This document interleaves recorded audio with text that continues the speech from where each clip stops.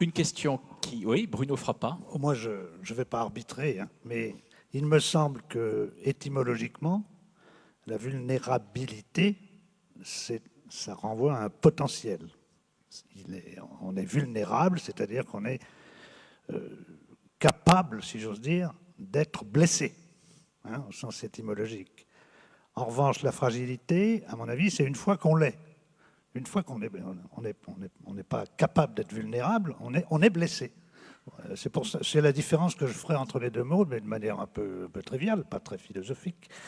Je ne vois pas beaucoup, en fait, la différence entre les deux mots. Voilà. Gardez le micro quelques instants. Cette question pourrait Zut. vous aller. Plutôt que d'opposer la force à la fragilité, ne pourrait-on opposer la beauté? La beauté à la fragilité? En général, on oppose plutôt la beauté à la laideur. Non, à la mocheté. Mais c'est-à-dire que tout est beau, en fait. Donc il n'y a plus de débat sur la fragilité. Si tout est beau, y compris la fragilité, ou y compris la force, car la force peut être belle aussi. Oui, il ne faut pas opposer la force et la fragilité, de toute façon. Si on doit opposer quelque chose à la fragilité, c'est la résistance. Si on veut trouver un couple opposé, il y a résistant A et fragile A. La beauté et la fragilité ont partie liée. Il y a une beauté de la fragilité. J'y ai fait allusion tout à l'heure avec mon verre en cristal, avec mon tulle. Il y a une vraie beauté de la fragilité.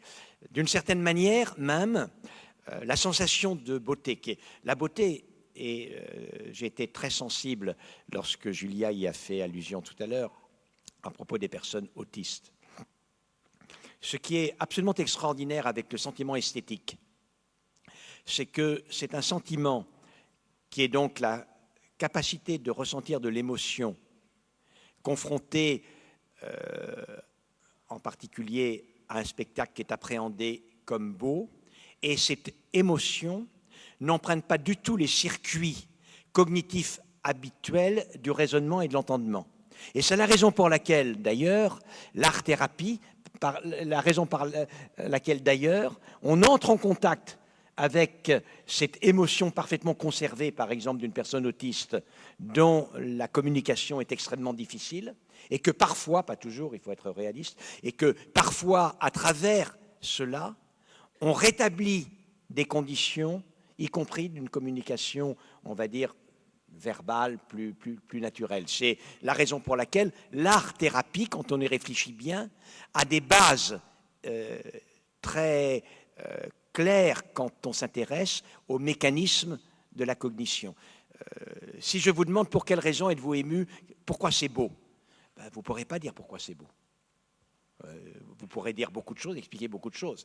Le sentiment et l'émotion esthétique est une grande caractéristique de l'humanité, au même titre que le raisonnement, la cognition à un certain niveau, mais empruntent des circuits totalement différents et qui sont variablement affectés dans différentes maladies mentales, si bien que la préservation de cette sensibilité, et notamment à l'art, est un moyen de communication tout à fait extraordinaire chez ces personnes. Et en ce sens, la beauté est une arme pour surmonter certaines des fragilités de ces handicaps psychiques. Moi, j'essayais de dire tout à l'heure que une certaine vision de l'humanisme, y compris chrétien, y compris humaniste, repose sur des catégories métaphysiques qui sont intenables. Et que la critique de la philosophie n'est pas qu'un simple artefact comme ça qui s'amuse à déconstruire ça, souvent pour des mauvaises raisons, mais aussi à des raisons profondes de faire ça. Par exemple, le fort et le faible, on est habitué à penser comme ça parce que c'est dans la langue, parce que c'est consolidé chez Aristote, toutes les catégories. Mais dans l'exemple que vous donnez, quel est le contraire de fort et de faible ? Et l'idée qui est venue à l'esprit de notre ami qui était dans la salle, c'était le beau. Mais le beau, justement, déconstruit cette dichotomie. Parce que, comme vous le disiez, Bruno, il peut y avoir des fragilités qui sont belles et des forces qui sont faibles, et la beauté n'est ni l'un ni l'autre. Pourquoi ? Parce que, justement, on n'est pas dans une série de catégories métaphysiques le haut et le bas, ou plutôt le sujet et l'objet, le maître et l'esclave, le corps et l'esprit, etc., qui ont structuré notre manière de penser. On est dans une dimension qu'on appelait non pas la cognition, mais l'esthétique. Et l'esthétique, elle est basée sur quoi? Elle est basée, bien sûr, ça peut passer par du langage, mais à ce moment-là, le langage devient métaphorique ou devient chantant, ça devient de la poésie, parce qu'elle est basée sur l'affect et elle est basée aussi sur des sensations. Esthésis, donc le côté sensible et le côté affectif. Et là, on est dans une dimension que j'appelais tout à l'heure la profondeur de l'expérience humaine. Et je pense que parce qu'on parle de la singularité de la personne, on oublie le fait que cette personne et cette singularité ne sont pas que fragilité. Ils ont une profondeur, c'est que toute l'histoire, on parlait tout à l'heure du monothéisme juif et chrétien, sans doute le musulman que je connais moins, ont apporté à notre culture la richesse de ce volume de la personne, qui comprend des éléments qui ne sont pas que le savoir, avec ses catégories, qui sont la croyance, par exemple, et qui sont les affects. Et quand les saints de l'Église catholique disent « ego affectus est », qui est le cas de Saint Bernard, ils donnent aux sciences humaines d'aujourd'hui une liste d'affects qu'ils différencient des désirs et nous obligent à mieux comprendre qu'est-ce que les affects. Par exemple, la peur, par exemple, devant la fragilité, l'angoisse, la joie, l'extase, toutes sortes de choses comme ça, que l'autiste va avoir, mais qu'il ne peut pas exprimer en mots. Ou alors, moi, en ce moment-là, l'analyste, je vais me mettre à l'écoute de ce qui ne passe pas par les mots, mais qui est de l'ordre de l'affect, qui va s'exprimer par des intonations, ou par des mimiques, ou par des gestes, ou par des cris. Et je vais essayer d'accompagner la personne dans cette appropriation de son expérience intérieure pour le traduire dans le langage de mon monde à moi, qui est dans la cognition.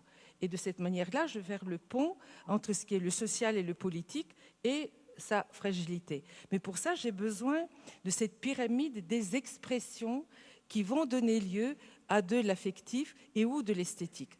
Alors, ce qui résonne avec ce que vous dites, Axel, c'est que on m'avait envoyé, mon ami Maud Manoni m'avait envoyé un enfant de Bonneuil qui n'était pas diagnostiqué autiste, mais avait des comportements autistes ou phobiques, et qui ne parlait pas à l'âge de 4 ans. Mais la mère, c'est très important d'écouter ce que dit la mère et comment elle comprend les affects de cette personne. Elle me disait, mais il comprend tout, mais il ne peut pas le dire. Mais il est très sensible au son, il chante très bien. Et bon, je me dis, qu'est-ce que vous faites avec ce fait qu'il chante? Je lui dis, ben rien, je ne sais pas que faire.